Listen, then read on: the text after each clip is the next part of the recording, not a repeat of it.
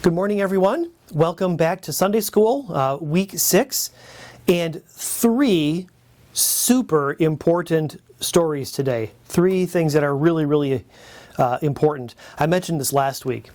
This week, we have the 10th plague, the plague of the Passover. We have what we call the Exodus, and we have the giving of the 10 Commandments on Mount Sinai.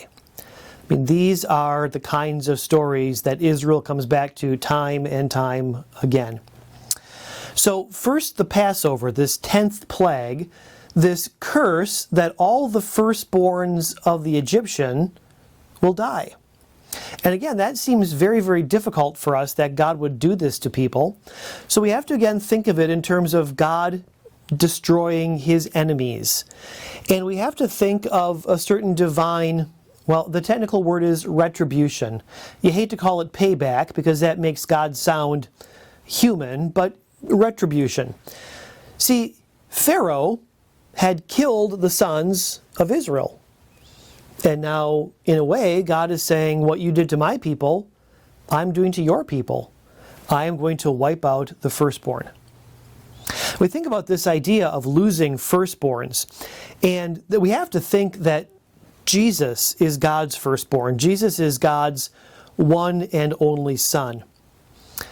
And he's not killed by God's enemies, and God doesn't kill him. He willingly goes to death for us.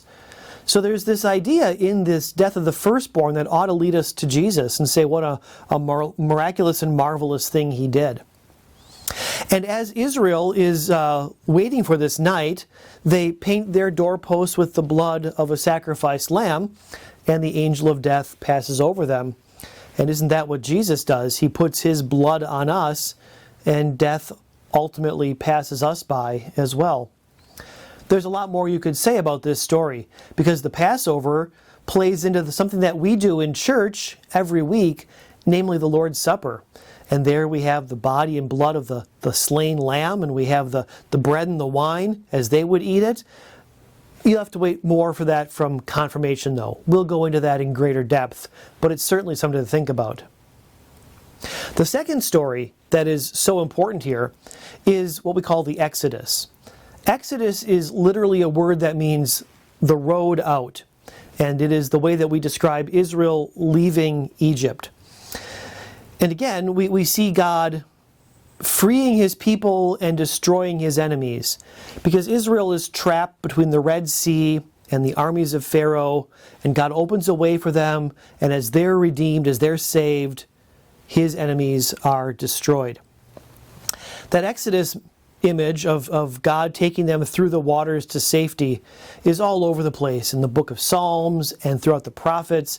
It's just really important.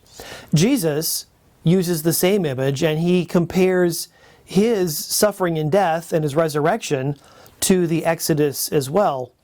And later in the New Testament, our baptism is compared to the Exodus, that we go down into the waters and sin and death are destroyed within us, and we come out free on the other side. Hopefully we'll have a time to talk about that in confirmation as well, but there's a lot going on here. The last thing is the appearance of God on Mount Sinai and the giving of the 10 Commandments, but especially the appearance of God on Mount Sinai. Thunder and lightning and smoke and earthquakes. And that ought to remind us of what happens when Jesus dies on Good Friday, when he is on the cross on Calvary, this little mountain outside of Jerusalem, and the sky is darkened, and as he dies there's an earthquake, and 3 days later when he raises to life again, there's an earthquake again. So at Mount Sinai, God made Israel his special people. And in his death and resurrection, Jesus makes us his special people as well. These 3 stories this week are so important for Israel.